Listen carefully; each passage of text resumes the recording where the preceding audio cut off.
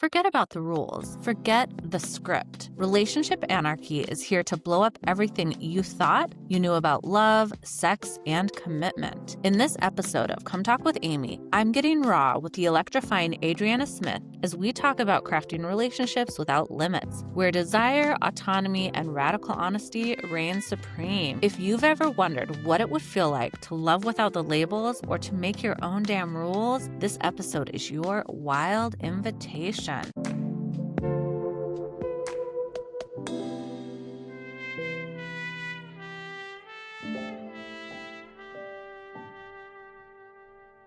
Hi, everyone. Welcome back to Come Talk with Aimee. I'm so excited to talk about the topic we have today, and I'm especially excited for the guest that we have, Adriana Smith. Hi, Adriana. Hello, hello. Yay. Adriana Smith is a relationship anarchist and international development consultant who builds deep, intentional connections with people and places alike. Adriana approaches relationships, romantic, platonic, and communal, with curiosity, honesty, and without hierarchy. She believes in connections based on mutual needs, desires, and constant evolution with clear, compassionate communication. Yes. Whether it's the homes she lives in across Guatemala, Costa Rica, and Mexico, or the people she shares life with, Adriana thrives in co-creating relationships that feel alive, expansive, and rooted in trust. Yes, Adriana! Thank you. Excited to have you here. Adriana, you and I go way back. Go way back. Adriana and I know each other from our BYU days, Brigham Young University, and now we're here to talk about relationships and sex. Yeah. I was just thinking about that this morning, like what it is that we bonded over. And it was at the International Development Study Program office. And I was a pseudo sex counselor. Do you remember this? Because I was taking women's health course and I was learning all about family planning methods and things, and also having secret sex. You can't say that at BYU. So, You can on the spot. I can here. This is allowed. Yeah. So other women in the International Development Office would come to me and ask questions about family planning methods and contraception. And I'm sure we had a conversation or two that was sort of under wraps in the International Study Programs office. But anyway, that's how we bonded. I love it. I love it. And for people, listeners who are like, what in the is Brigham Young University? What is this about? It's an undergraduate and graduate. They have PhD too, but we were there for undergraduate college. It is a religious institution as well. Like it's an educational institution, but it's founded by Mormons, and the majority of the population there are Mormons, and there's strict codes called the honor code that you have to abide by, which is basically a lot of the tenets of the religion. No drinking coffee, no having premarital sex or sex outside of your marriage. Definitely no masturbation. I propose, Aimee, we have a whole nother podcast on like the effect of religious trauma on adult previous Mormons' sexual lives. There's a lot to unpack there. I know. Well, this is a little bit off, but maybe it's also a segue. As I do remember, I feel like you did this more than once, but maybe not. Went to Vegas and got married. Did you do that? Didn't you do that? No, I didn't do that, but that was a thing. Yes, people tried to skirt the whole premarital sex thing in all the ways, Yes, it's true. And now they have the whole soaking thing, which I didn't know about back in my day, but keeping the traditions alive. Yeah. Where there's a will, there's a way. That's right. Adriana, I am so excited to have this conversation because recently several people in my life, you included, have shared with me that they practice relationship anarchy. And I'm like, we need to talk about this on the pod. Let's start at the very beginning. What is relationship anarchy? Yeah.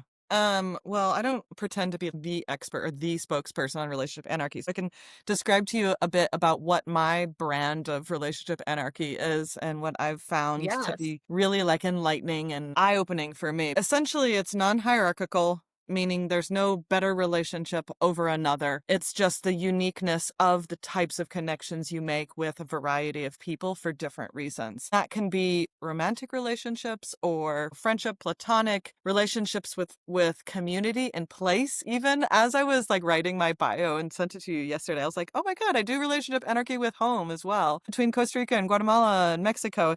And it's each place has a unique relationship with, right?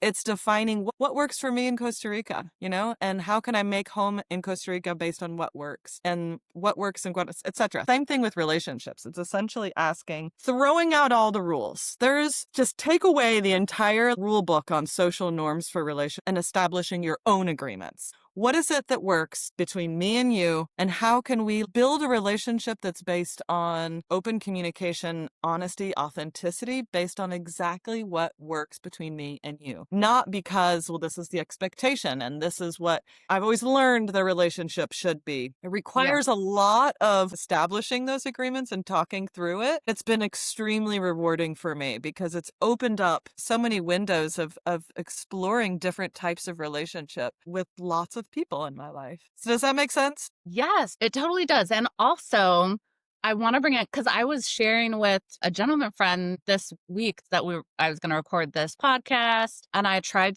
my best to explain relationship anarchy. And his comment was, "How is that different than how other people approach relationships, especially in the beginning of dating, for instance?" So, can you delve in a little bit more to what that would look like? You say it takes a lot of coordination and communication. How do you approach those conversations with people that are newly entering into your sphere? It's essentially just having the conversation initially, or the process of where do we function best? What can we offer each other that works best? And that might be sexual, it might be intellectual, it might be financial or social or whatever. Like, this person in my life is great to get cocktails with. We have a great time getting cocktails and telling funny stories or whatever. And not pushing it beyond what doesn't work. We have such a good relationship.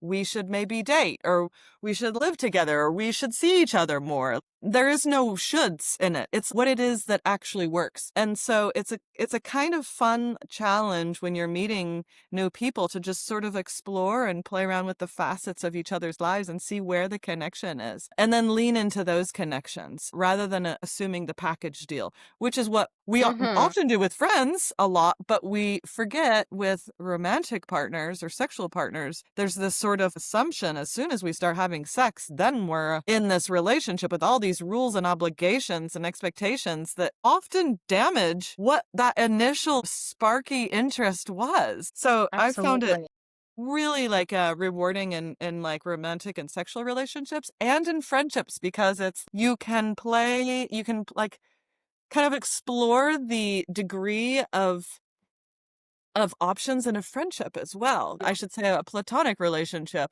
I have like a non-sexual lover, like somebody who I am in love with, and we share intimate things about our lives, and we don't have sex. And it's only because like I feel like a relationship anarchy philosophy invited me to think, how can I expand this friendship in a way that feels so much more intimate and authentic and really gets at like our dynamic, even when we don't feel the need to, there's no sexual attraction. It's an invitation to like really explore, deepen your relationships in new ways across the spectrum with, all the people in your life. With that undertaking, it's also fun because a lot of diverse people come into your life, because it's like, well, we hit it off really well in like creative pursuits. And I remember I met this girl online, an incredible artist, and I loved just talking about like creative imagery and ideas and things that were just sort of really abstract and all over the place, but we couldn't connect in any sort of reality sense.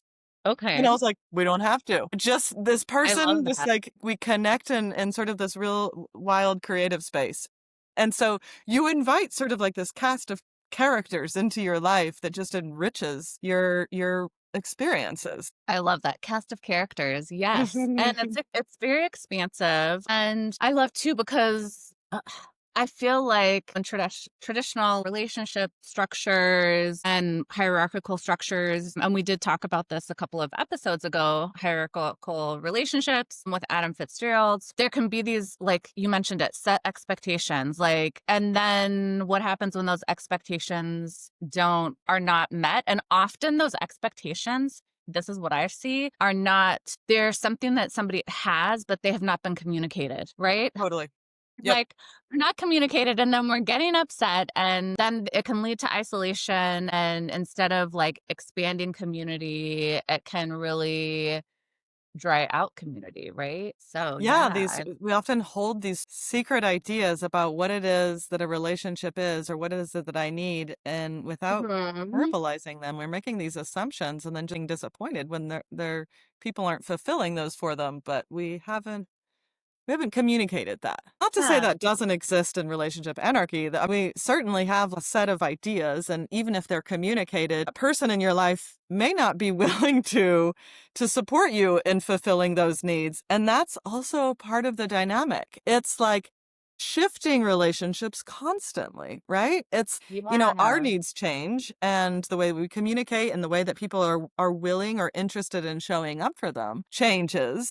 And so it's a real openness to relationships shifting the dynamics frequently. Yeah, and being flexible. Well, and that was gonna be one of my next questions, was if you can step us through how that fluidity, but also zoning in and two people understanding or coming to this agreement in what you're co-creating. So that's one question, but then also what happens if one person has one idea of how B person fits in their life and B person has a completely different idea of how A fits in their life. Totally. Yeah, that happens. So there's this really cool tool called the relationships smorgasbord. It was developed, it's a standard relationship anarchy tool. And I use it sometimes. I don't love it because I don't love permanency in things, but it is a really cool tool. So essentially it's as if you were to go to a buffet and it's a little bit of this and a little bit of that and da, da, da, da, and you create this plate that's all of your favorite flavors.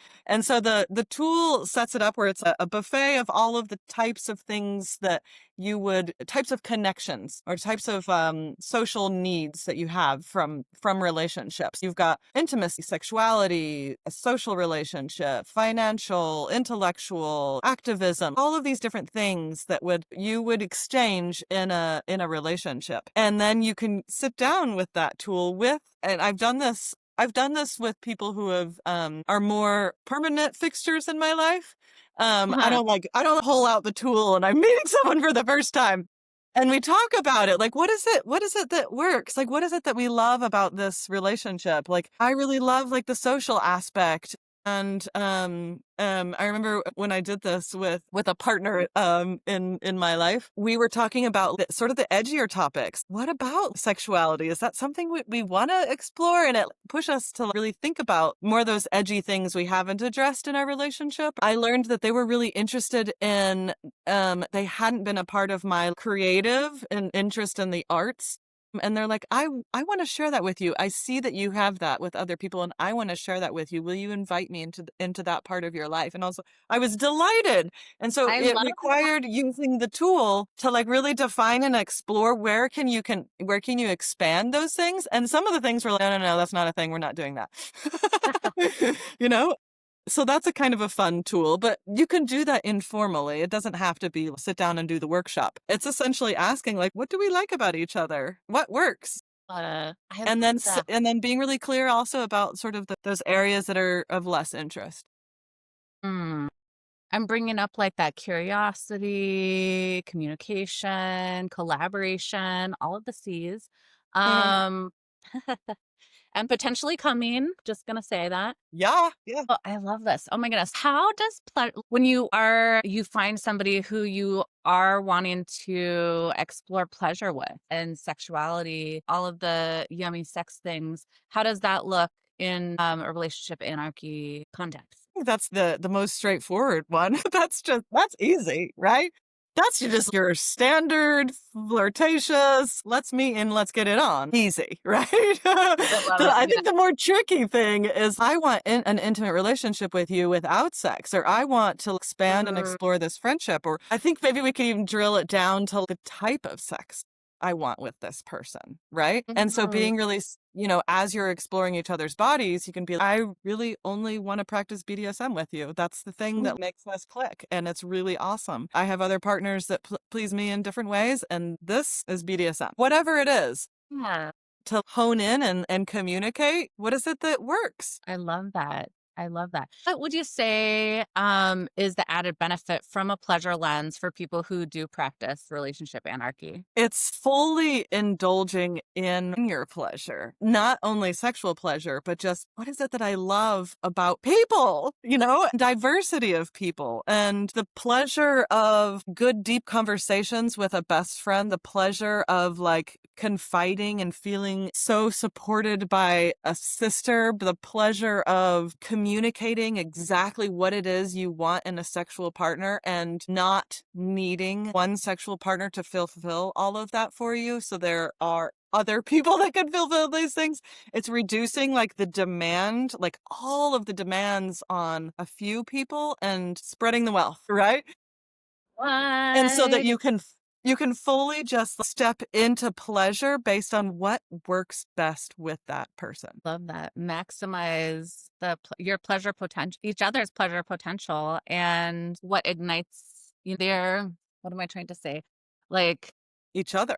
What word. ignites each other? Yeah. Yes, the strengths, their pleasure strengths. They're like maximize the turn ons for each other Mm-hmm.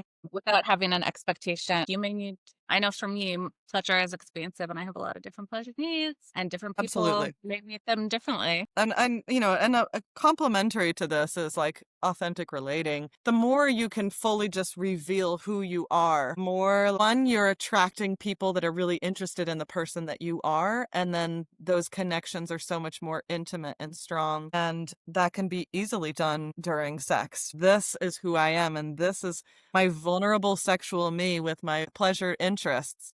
And inviting people to join you with that and inviting them to share with you the same thing. So it becomes so much more pleasurable, right? Yes, pleasure to the max.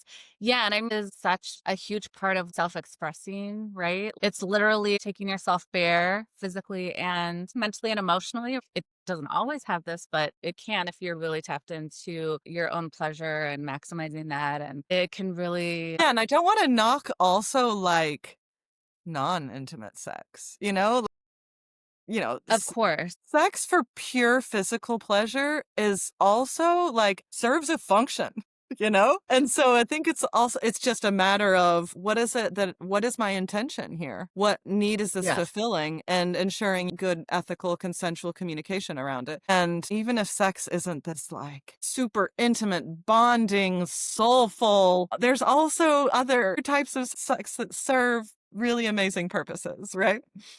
Oh, yeah. Oh, yeah. Absolutely. 100%. The spectrum is endless in a lot of ways. Mhm. What I'm hearing from you as we're talking and I'm learning more about relationship anarchy is that there's a huge part of knowing yourself. Can you speak to that self discovery, the internal journey as far as really identifying one's own needs Okay, before I'm gonna even take approaching people? Sure, I'll take you on a tangent. I know you wanna talk Okay. about, like, sex and pleasure, but I'm gonna take you on a little tangent. Right now, I am in Costa Rica, and Uh-huh. in sort of like a hiatus in my life, I worked in international development, and I'm sure you're familiar that, large proportion of, like, the funding that went to international development was US government, and that's all been canceled. So Yep. I have, much less work right now, and I'm leaning into a place of stillness in my life and trying to really find comfort in just being. Okay, I'm trying not to get off too much of the tangent. You said, No. how is it that I learn how to really understand my needs? So I'll get there. So Yes.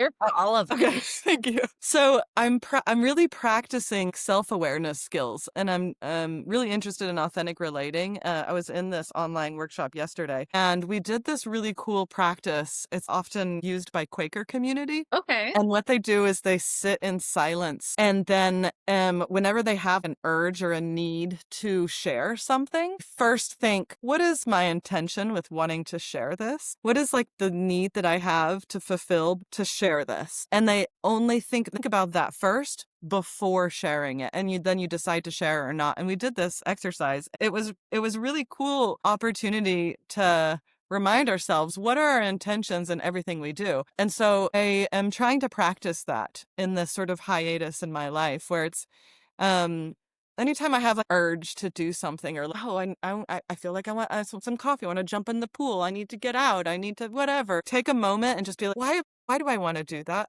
What intention do I have, or what is the need I want to be filled with that like urge? And so it's a practice I'm just playing with. And I think that has a lot to do with how we engage with other people too, right? In like communication. What is my intention to like reach out to that person or share this certain thing about me or ask that, is it because I want to show who I am to this person? Do I want to demonstrate something to them? Am I genuinely curious about their life? Do I just want sex? So I'm going to come across as like truly interested. What is my intention in Yeah. all of these interactions? And it allows you to better understand yourself and be more conscientious about the choices that you're making in connection with others and sort of just life choices as well. That's amazing. That's so huge. I love that. I love that practice. I want to implement that. I mean, I do in some of my kind of own form, but I love the stillness of that and the pause. I feel like we live in such a hectic world and we're always plugged in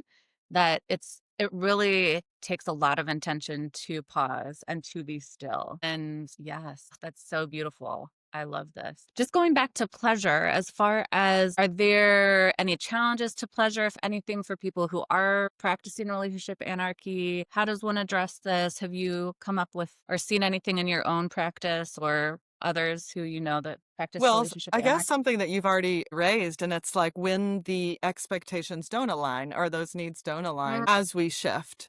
And that, in my case, my major challenges is that relationships don't last very long. Unfortunately, because there's a lot of, well, actually, this is what I want. And this person is like, well, I don't want that, or I can't offer that, or whatever, And if there's not a lot of compatibility and flexibility and adaptation, then it's all right. The relationship has shifted to non-existent then, which is a Yeah. bummer. It disappoints me when that happens. That's a challenge I'm still trying to figure out, is how to, maybe it's a little bit of letting go Mm. of that need for a longer term relationships. That's probably the right answer. Or just honing my skills and navigating the shifts. Yeah, well, and I guess too, my question was going to be, how do you navigate that? Navigate the exit or navigate ending, not to, I don't want to list the word that's coming to mind, but if contract or agreement of that relationship and those shifts changing or becoming non-existent.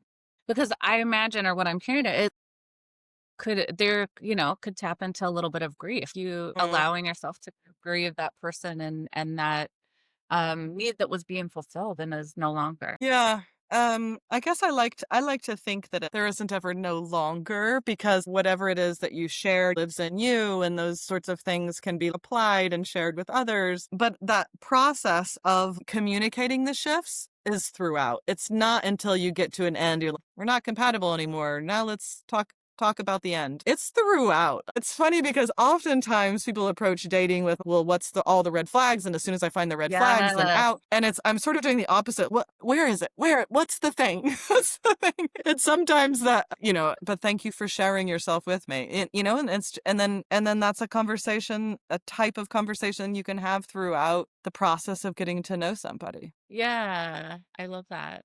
That's awesome. What are some, if at all, resistance that you've come up against when you tell people that you're a relationship anarchist, or is everybody on board from the get-go? I think there's a lot of misinformation about what it is. It's often equated with polyamory, and to a certain degree, it has definitely like polyamorous traits, but it's different in the sense that like I can choose, a sexual monogamous relationship at any point with anyone if I feel like that's what works best, right? I think it's just a lot of like explaining it with initially and that question, I get that question, well, how does that differ from just regular Yeah. communication? Yeah.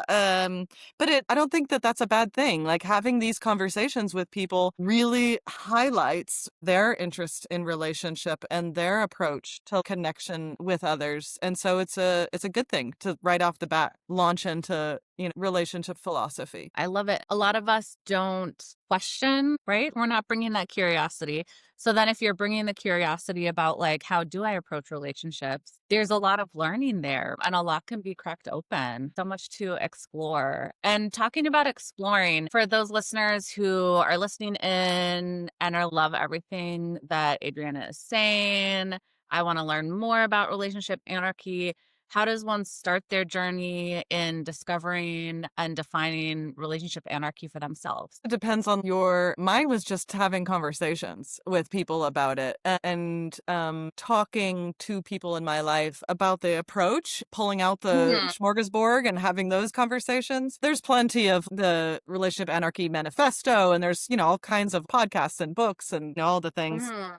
to research further. My personal preference is just jump in, have the conversations, invite all the people in your life to have these conversations and see where they go. That's the essence of it. Really, it's not becoming a philosophical expert. It's playing it out, Trialing it, experimentation, collaboration. I liked that I also apply relationship anarchy principles to home and place. Yeah. And the relationship I have with places is special and unique in each place. And like felt good to know that I'm choosing Costa Rica because my sisters are here. I'm choosing Guatemala because I love like the context and the land and the food and people in the climate, and I'm choosing Mexico because of the opportunity and like all of these really cool things that I'm pursuing in different places as well. And then I started thinking, in what other areas of my life can I like apply RA, relationship anarchy principles, maybe with even identity also, like letting go of this sense or of this attachment to who I am. How do I portray myself? Like I am an international development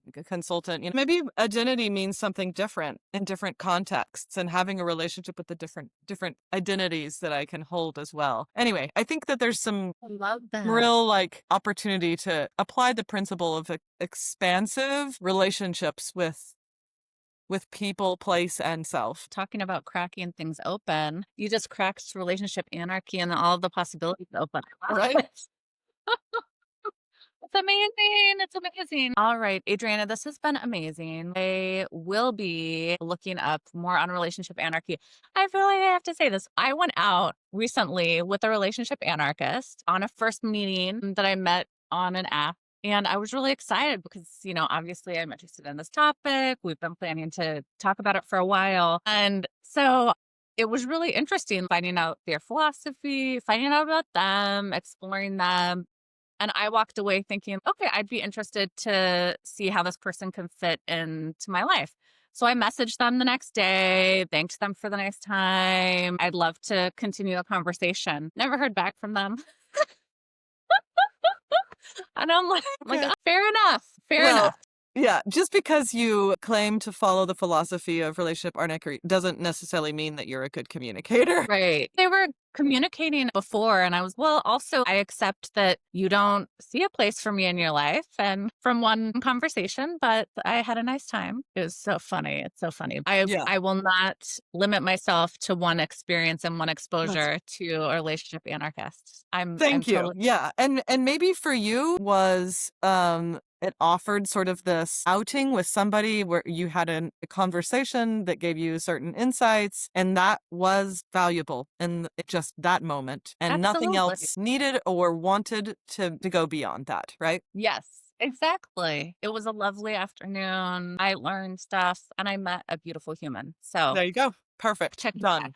Yeah. All right. This has been amazing, Adriana. I'm so excited to learn a little bit more about relationship anarchy. I will definitely be delving in more in my personal study to find out how that can resonate in my life. And like you're saying, I love the how you ended this with just expanding it to not just the people, but places relating to yourself. So beautiful. So, so beautiful. All right. So now, before we go, we have our coming to completion round. So, kind of rapid fire, but that doesn't mean you have to limit yourself to any number of words. Okay. So, are you ready? I am. I'm kind of bummed it's rapid fire. These questions are good. I want to dive into them, but I'll do my best to be succinct. So, number one is how do we close the orgasm gap? I'm assuming like the number of the inequality of orgasms. I'm guessing that's what you're getting at there, and suspect that means a lot.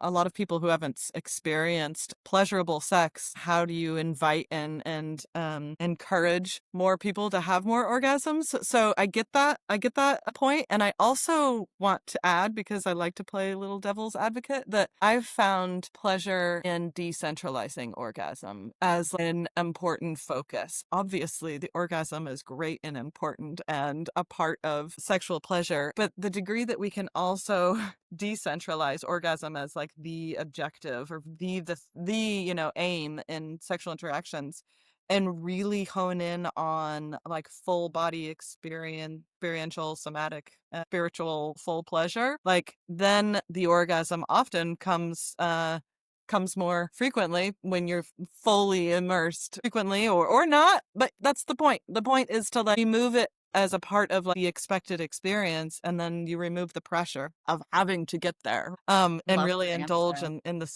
sensuality of it. Yes, absolutely. Being present and really focusing on the pleasure, because that is a huge thing that I see is that like, people are focusing on the X, Y, and Z of sex. What is the experience that you want to have? What is the experience that you want to have tonight with this partner? It may be different from the experience that you want to have tomorrow night or with a different partner, right? Like you were talking about before. I love that answer. Yes.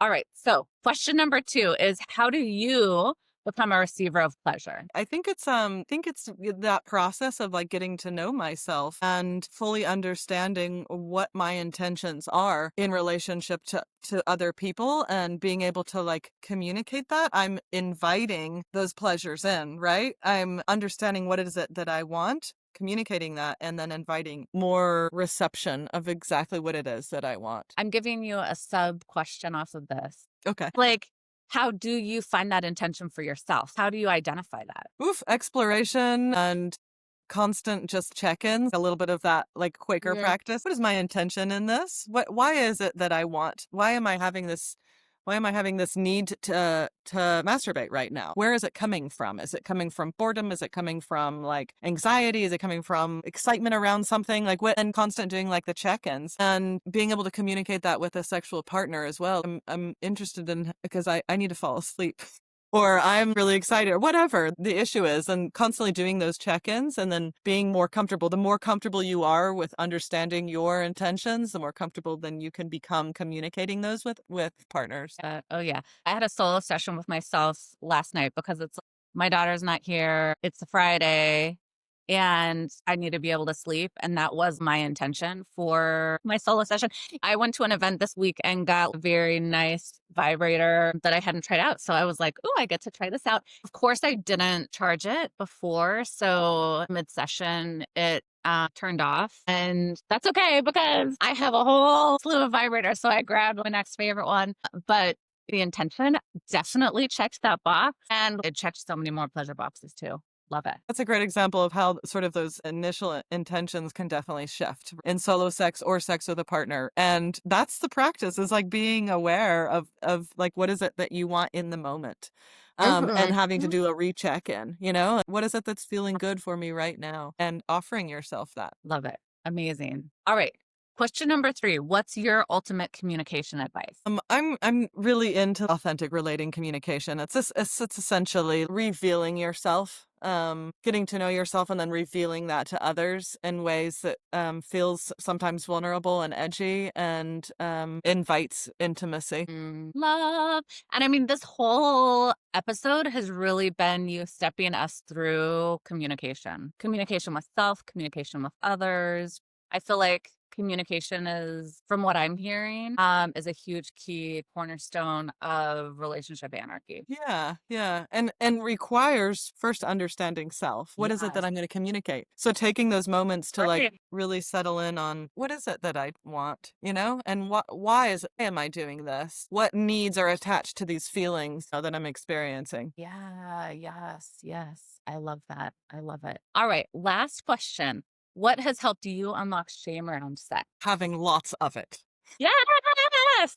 That's my quick rapid fire answer. Having lots of it. Yes, we love lots of sex. If that's in alignment with what you need and desire and Yeah. want. Yeah. Yes, it's amazing. Adriana, I love that you brought this conversation to us today, these concepts. I know I'm super even more curious than I was coming in. And I was pretty curious coming into this conversation about relationship anarchy. I have so many more questions, and I have some exploring to do on my end to see if this is something that, land in my philosophy in life. So very, very excited. And I have to say, like, I love the wind chime in the background. Like, what a delight. Okay, great. I'm glad it wasn't too disruptive. No, it's amazing. Once in a while, the wind coming in, I'm just like, it's so on, not that you have a brand, but like, it's very perfect for and encompasses you. And I love it. But thank you so much for sharing yourself, your journey, your experience with relationship anarchy. Thank you so much for our listeners for listening in.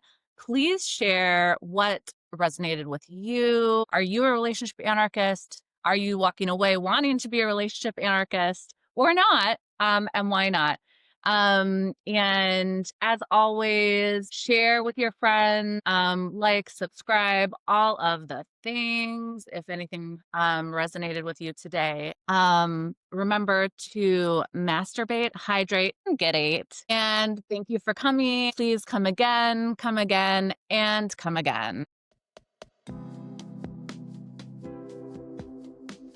So, ready to start your own little revolution? If this conversation turned you on or turned your thinking upside down, share it with your ride or die, your lover, or that friend who's craving a taste of freedom. And remember, babe, there's no one right way to love, just the way that lights you up. Until next time, stay bold, stay curious, and follow that wild invitation in and out of the bedroom.